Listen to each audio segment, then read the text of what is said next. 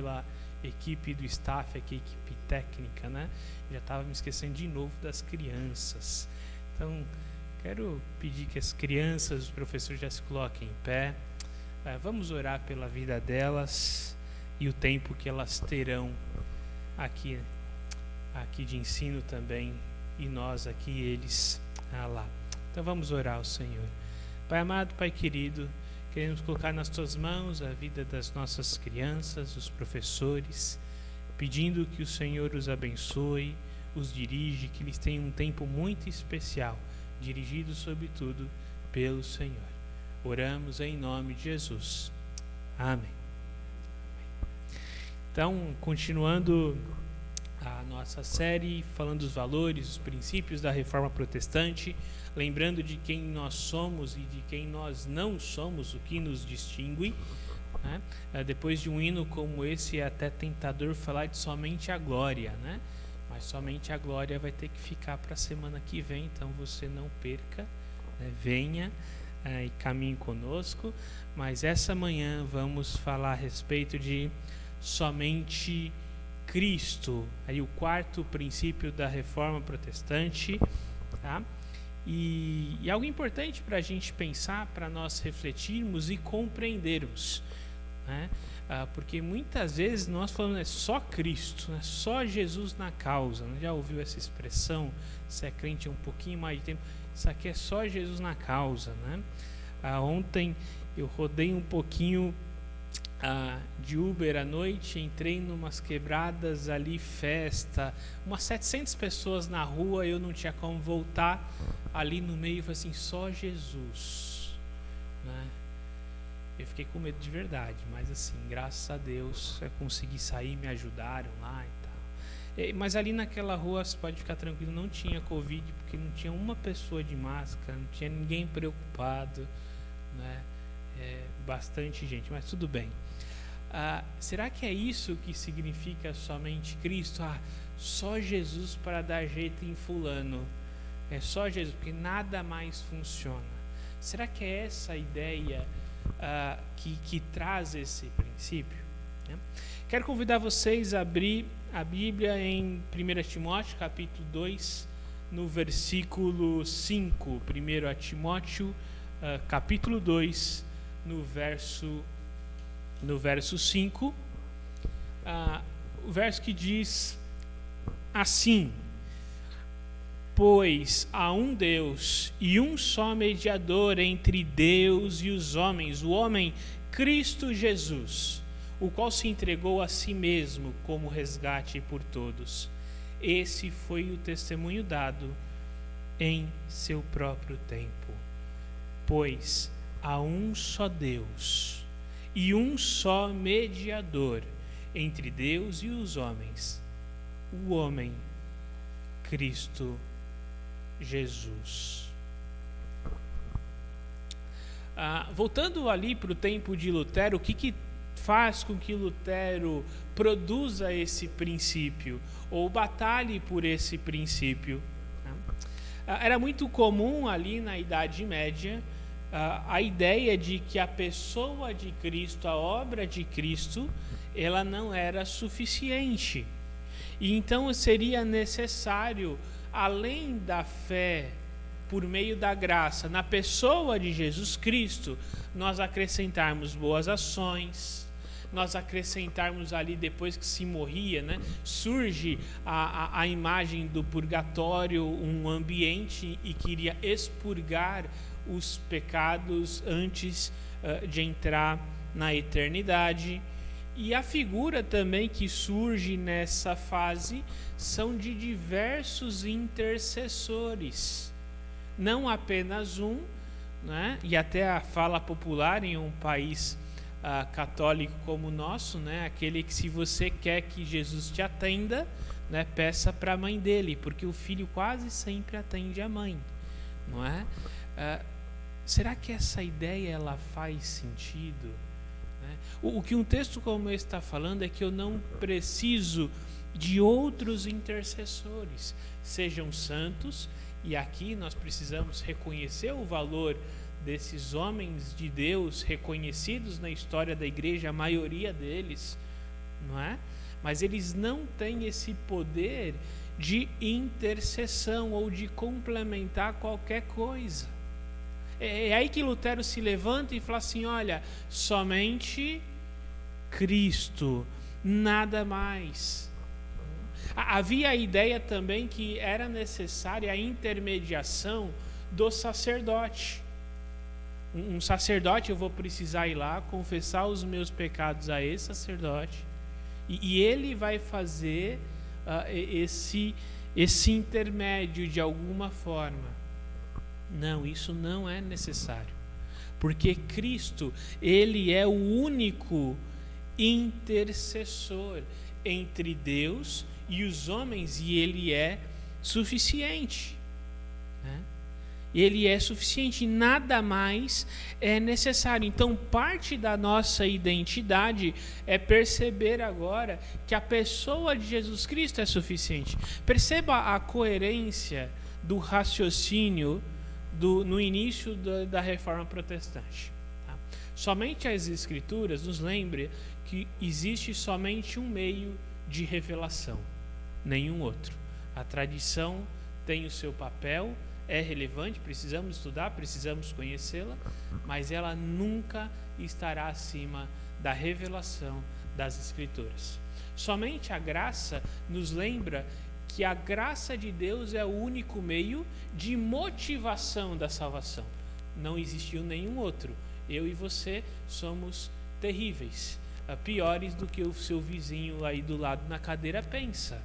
Talvez o seu cônjuge saiba um pouquinho melhor, mas eventualmente nem ele ainda sabe o quão ruim eu e você somos. Afinal, ele quis casar conosco, não é? Então, a graça é o único fator motivador. A fé é o único meio, a fé em Jesus Cristo é o único meio para alcançarmos essa salvação. Por quê? Porque por nossas capacidades, por nossa ação, isso é impossível. E agora nos lembra que Cristo é a única pessoa que poderia providenciar por meio da fé em sua obra o meio necessário de salvação, e por isso que ele é o único meio de intercessão, pois há só um mediador.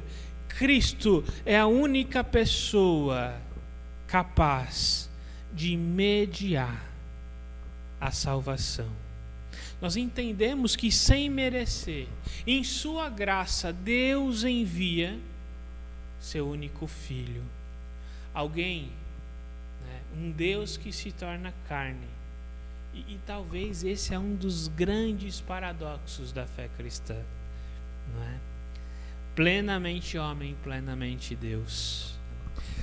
Eu por bastante tempo dei aula para crianças, né? Até as professoras vieram conversar comigo no domingo passado e tiveram uma ideia brilhante. Falaram assim: vamos fazer o seguinte, pastor. O pastor podia vir dar aula para as crianças, a gente adianta a aula, volta, prega, depois encerra lá. Eu achei muito boa a ideia, né? Mas por bastante tempo eu dei aula para criança, né? E eu me lembro, eu dava aula para a sala de 4 anos, né? E uma vez a gente ensinou que Deus era 100% homem e 100% Deus. Eu acho que essa é um pouquinho mais velha, tinha uns 6 anos. Foi na classe de 4 anos, acho que essa tinha uns 6. E ela chegou para mim e falou assim: que legal, né? Então quer dizer que Jesus ele é 200%. Eu não entendi, eu confesso. Por quê? Não, porque ele é 100% homem e 100% Deus, então logo ele é 200%, né? Assim, você quase entendeu, né? A gente ri da criança que fez uma conta de matemática simples, né? Mas esse é um conceito difícil para nós entendermos hoje. Como que um ser ele é absolutamente homem, e é por isso que agora eu não uso mais 100%, né, para ninguém fazer conta, não é? Mas ele é plenamente ou completamente homem e completamente Deus. Como que isso se junta em uma única pessoa? Com certeza isso é um verdadeiro desafio.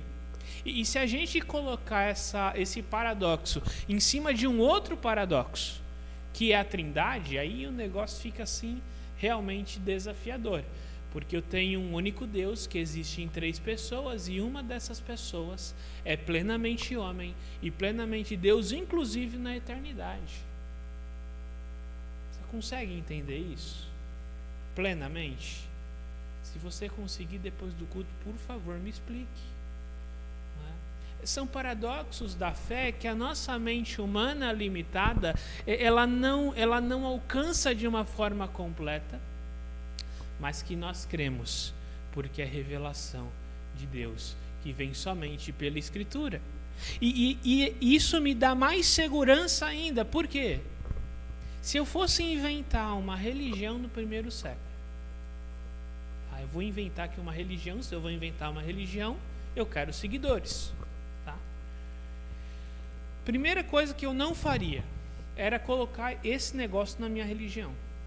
Porque se nem eu sei explicar direito, imagina quem vai entender. Né? Não é algo que vem da capacidade humana. É um paradoxo que me lembra a minha limitação como homem, na compreensão de Deus e de Jesus Cristo. Mas que me revela esse grande Deus, que eu posso compreender até certo ponto, o suficiente para crer e exercer a minha fé como Cristo, o único que poderia ser o intermediador, que poderia ser o intercessor entre nós e Deus. Porque Ele é o único que tem essas características. Completamente homem, para se identificar comigo e com você, para nos substituir. A condenação que nós merecíamos cai sobre Ele porque Ele era homem, plenamente homem. Porque se Ele não fosse humano, não faria sentido essa substituição. Mas plenamente Deus, para pagar o preço eterno da minha dívida, da sua dívida com Deus. Assim fica claro que não existe outro intercessor, não existe outro caminho, não existe outro meio. Ainda que isso possa parecer politicamente incorreto, e nós corremos o risco de sermos cancelados, né? Se tiver algum adolescente assistindo, né, de repente, vamos cancelar o pastor porque ele é politicamente incorreto, não vamos assistir, não vamos ouvir, não vamos seguir nas redes sociais, né? Ainda que nós corramos esse risco, fica evidente que não há outro meio. Não existe outra forma. Ele é o único capaz de satisfazer as exigências necessárias para a salvação. A sociedade pode mudar. E não mudou tanto assim, afinal, o próprio Cristo foi perseguido, morto, os seus apóstolos foram perseguidos e mortos. E com certeza não foram mortos por um discurso bonito. Foram mortos justamente por confrontar com a realidade, com a verdade. E esse é o nosso papel. A nossa mensagem, ela não pode mudar conforme a sociedade muda. A nossa mensagem revelada por Deus. A forma, o meio, pode mudar. A gente usa microfone, a gente usa PowerPoint, a gente tem uma estrutura, isso muda. Mas o conteúdo não deve mudar. Cristo Jesus é o único intercessor, habilitado, capaz de fazer essa ligação entre Deus e os homens. porque ele, sendo Deus, toma forma de homem, habita entre nós. Jesus, ele é plenamente homem. Hebreus capítulo 4, verso 15 diz assim: pois não temos um sumo sacerdote que não possa compadecer-se das nossas fraquezas, mas alguém que, como nós, passou por todo tipo de tentação, porém sem pecado. Sendo Deus, Deus não pode ser tentado, mas o texto diz que ele foi tentado. Para atender a necessidade do homem, havia necessidade de alguém para pagar essa dívida, e era necessário que essa pessoa tivesse condições de se identificar com o alvo dessa dívida. E esse aqui, nesse texto específico, ele é um dos grandes mistérios aí da cristologia. Aqueles que estudaram, gostam um pouquinho mais de teologia, já vem a pergunta, né?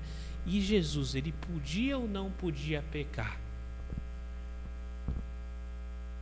Esse debate tem por séculos e não sou eu que vou resolver ele agora, se Jesus podia ou não pecar. Mas duas coisas são certas nesse texto. Primeiro, ele não pecou, e por isso ele é o intercessor adequado. E segundo, ele foi tentado plenamente, com ou sem a possibilidade de pecar. Ele foi tentado de uma forma completa, e por isso ele pode se identificar completamente com o homem, porque ele se tornou homem. Hoje em dia é aceito que Jesus é homem e foi humano com bastante tranquilidade. Isso não acontecia no primeiro século. No primeiro século se aceitava mais que Jesus era Deus, e a dificuldade era entender que Deus se torna homem. Hoje já questionam aí o Cristo histórico diferente do Cristo da fé, né? Isso foi invertido, mas o fato de lembrarmos que Jesus se torna homem é extremamente relevante para nós. Por quê? Porque ele se identifica com a minha e com a sua dor. Eu estou com um problema físico. Eu preciso orar, eu preciso que o Senhor me ajude. Ele sabe o que é sofrer um problema físico. Talvez uma dor que nós nunca iremos sentir. Assim esperamos, né? Não quero que ninguém seja crucificado, não é? Eu estou cansado. Eu fui traído. Eu me sinto sozinho. Ele é um sacerdote que pode se compadecer das nossas dores. Por quê? Porque ele se tornou plenamente homem, ainda que ele não tivesse essa necessidade. Essa necessidade veio para a salvação, mas não havia nada em nós que Jesus olhasse e disse: olha aquele cara é bacana, eu vou deixar de ser Deus aqui para salvar ali o Bruno, porque ele é gente boa. É gente boa. Não. Ainda assim, ele se torna homem. Ele habita entre nós. E ele exerce esse papel de sacerdote. Hoje, o nosso sacerdote que intercede por nós diante de Deus não é mais o sacerdote da antiga aliança. Não é o pastor. O pastor, ele tem o papel de cuidar da igreja, de pastorear, de ensinar, de dirigir, mas ele não tem o papel de sacerdote. Ainda que em muitas igrejas pareça que o pastor é praticamente um sacerdote. Não. O nosso sacerdote é Cristo Jesus. E ele exerce plenamente essa função. Por quê? Porque ele pode se compadecer das nossas fraquezas. Como nós, ele passou por todo tipo de tentação. É claro que muito superior a cada um de nós. ele passou por isso sem pecado. Então, o fato de nos lembrarmos que Jesus é plenamente homem, ele não é apenas importante para percebermos que ele assumiu o nosso lugar, mas também que ele é alguém que pode caminhar conosco diante de qualquer circunstância, porque ele é um sacerdote e pode exercer essa compaixão, porque ele sabe o que é ser tentado, ele sabe o que é sofrer. Mas ele não é apenas homem, ele também é Deus. Romanos capítulo 9, no verso 5. Romanos capítulo 9, verso 5 diz assim, olha, deles, dos israelitas ou dos judeus, são os patriarcas, e a partir deles se traça a linhagem humana de Cristo. Cristo, que é Deus, acima de todos, bendito para sempre. O que Paulo está dizendo aqui nesse texto é que Jesus não é apenas homem, mas Jesus também é Deus. Ser plenamente homem não era suficiente, porque a dívida era uma dívida eterna. Então aqui ele exerce também o papel de como Deus. O único que poderia pagar o preço dessa dívida era Deus. Mesmo Moisés, tentando ser o intercessor de Israel em um momento de rebeldia, ele fala, Senhor, então eu vou no lugar deles. Deus se recusa, mesmo sendo Moisés, escolhido por Deus, um grande profeta, aquele que traz a lei de Deus na antiga aliança, não foi capaz. Aquele que sobe ao monte e volta com o rosto encoberto para esconder a glória, aquele que caminha com Deus, ele não era suficiente para esse papel. Por quê? Porque, como sabemos, ele pecou. E pecou de tal forma que foi impedido até mesmo de desfrutar da terra prometida. Ele não era adequado para esse papel. E nenhum de nós seríamos. E nenhum ser humano o seria. Por quê? Porque para pagar o tamanho dessa dívida, seria necessário alguém que não apenas fosse homem, mas também fosse Deus. É por isso que Jesus é o único intercessor capaz de suprir essa condenação, não apenas porque ele é um grande homem, um grande mestre, um professor, um sábio, como muitos dizem. Se você falar sobre Jesus em qualquer ambiente, mesmo em uma universidade muitas vezes, não, Jesus ele era um grande sábio, tem princípios legais.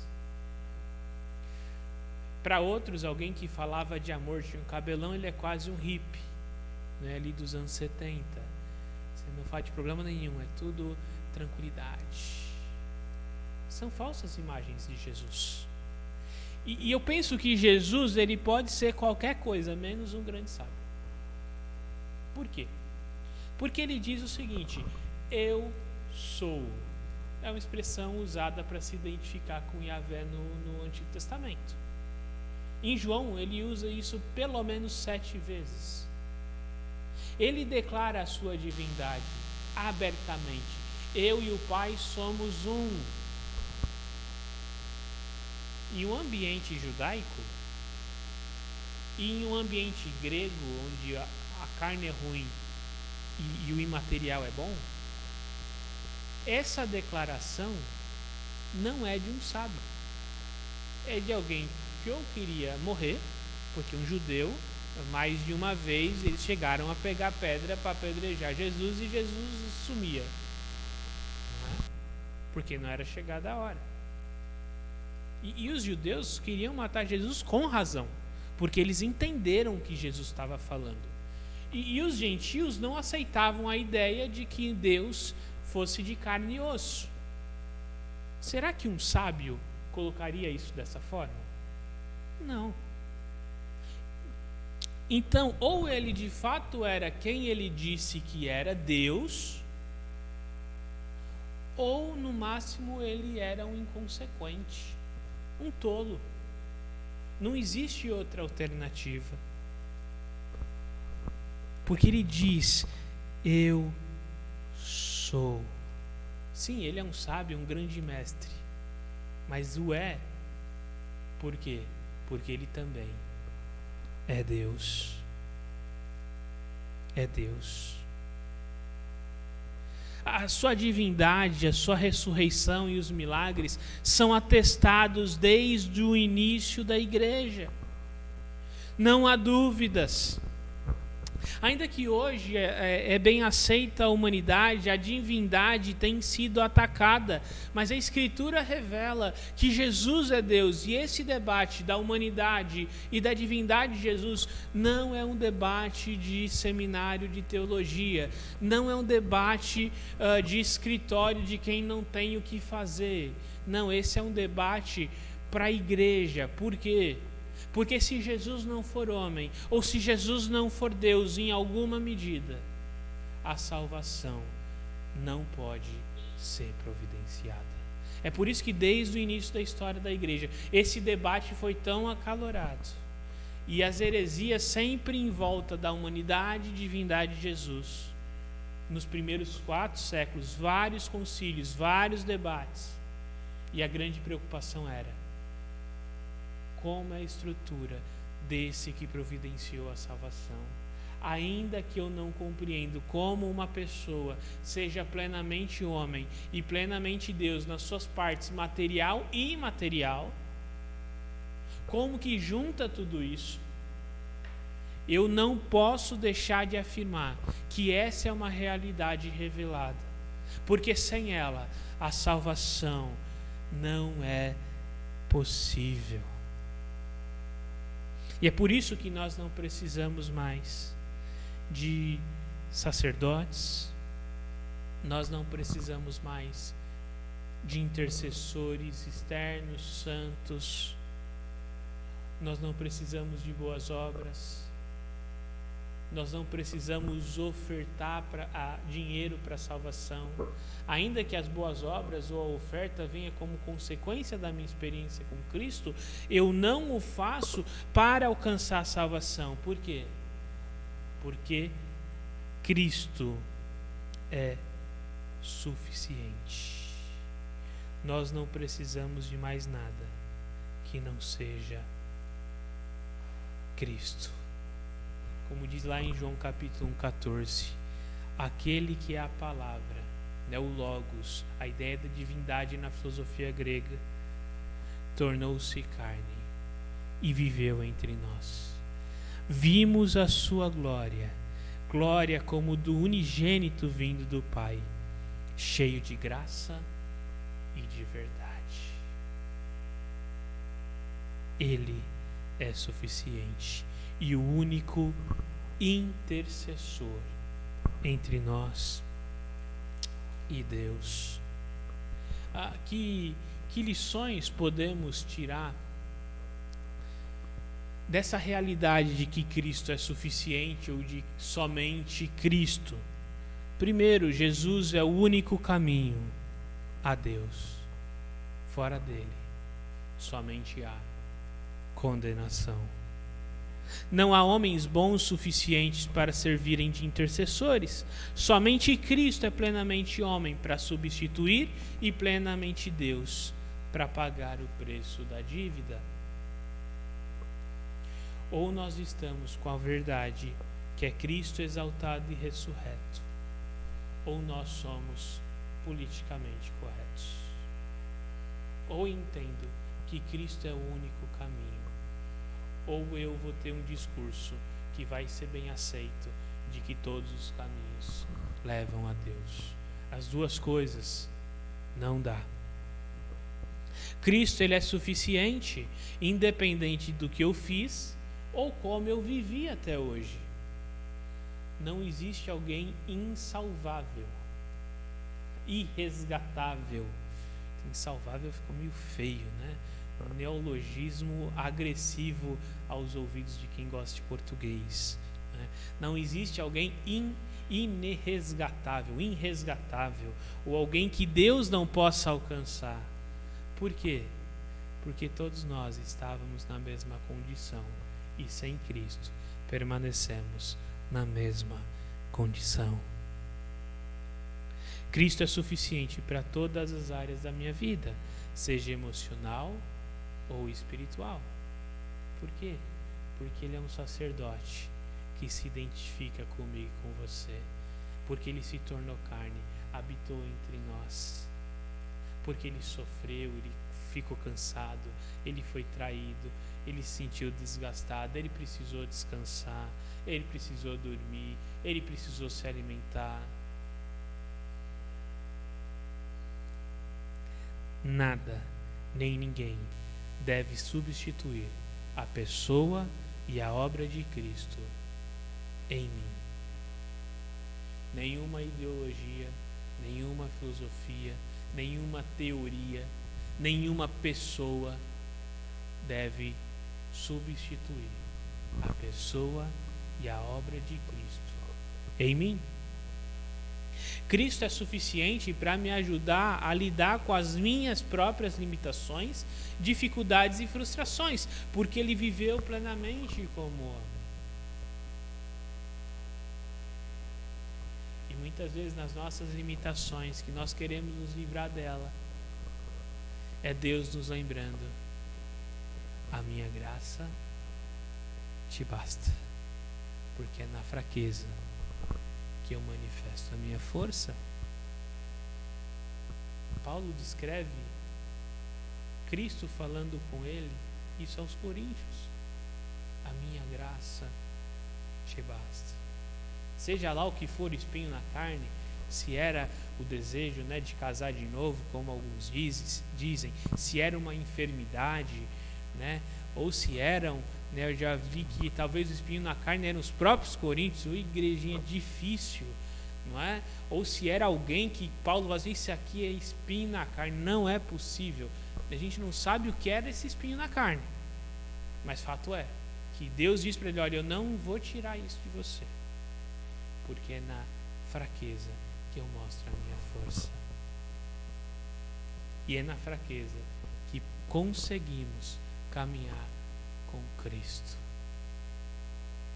É nos momentos difíceis que percebemos como Cristo se identifica conosco e pode nos sustentar nos momentos mais difíceis da nossa vida e da nossa história.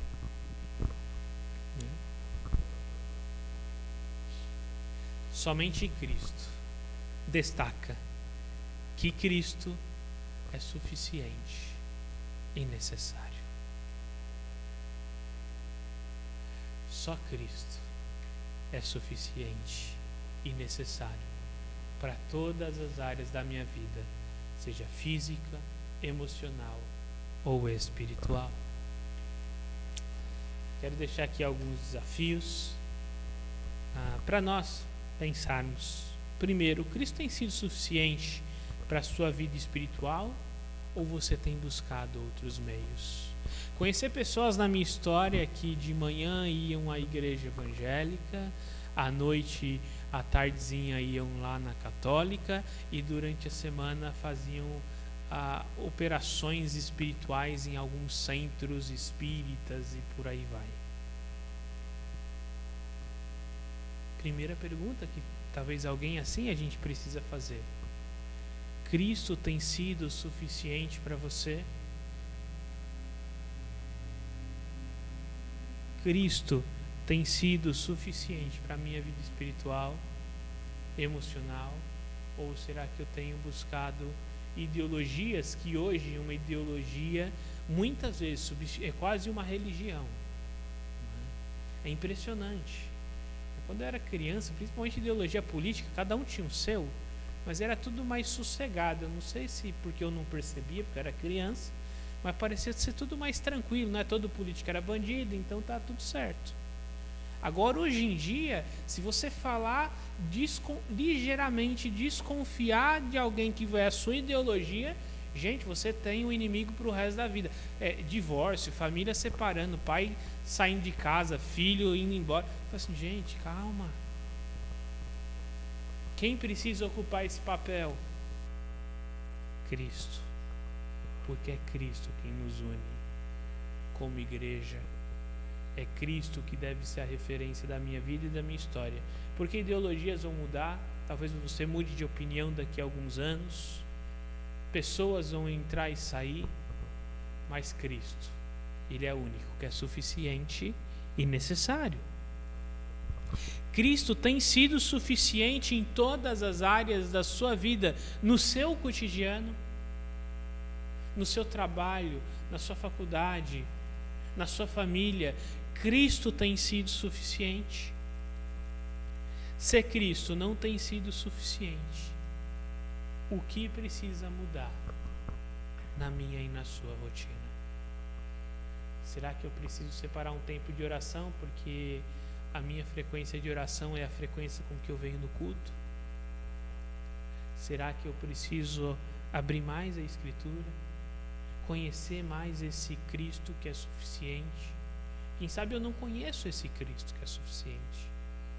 Será que eu preciso me entregar a Ele para que Ele seja, pela fé, meu único Senhor e Salvador? Porque talvez eu frequente a igreja há bastante tempo, mas eu nunca tomei uma decisão ao lado de Cristo.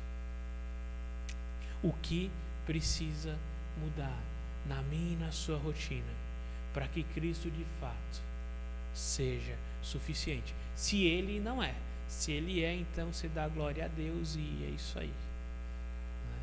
Mas se Ele ainda não é, o que precisa mudar? Minha vida está muito corrida, eu não consigo separar um tempo para Deus. Então, de fato, a sua vida está muito corrida.